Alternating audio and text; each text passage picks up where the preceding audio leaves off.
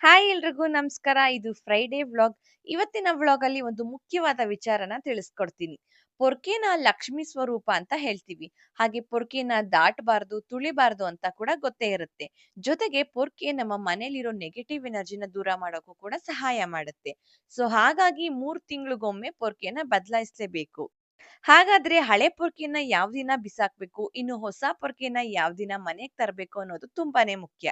ಕೃಷ್ಣ ಪಕ್ಷದ ಮಂಗಳವಾರ, ಶುಕ್ರವಾರ ಹಾಗೂ ಶನಿವಾರ ಪೊರ್ಕೆನ ಮನೆಗ್ ತರೋಕೆ ತುಂಬಾ ಸೂಕ್ತವಾದ ದಿನ. ಈ ದಿನಗಳಲ್ಲಿ ನಾವೇನಾದ್ರೂ ಪೊರ್ಕೆನ ಮನೆಗ್ ತಂದ್ರೆ ನಮ್ಮ ಜೀವನದಲ್ಲಿ ಪಾಸಿಟಿವ್ ಎನರ್ಜಿ ಬರುತ್ತೆ.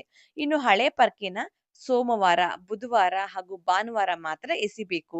ಅಪ್ಪಿತಪ್ಪಿನು ಗುರುವಾರ ಹಾಗೂ ಶುಕ್ರವಾರ ಮನೆಯಿಂದ ಹಳೆ ಪೊರ್ಕೆನ ಬಿಸಾಕ್ಬಾರ್ದು.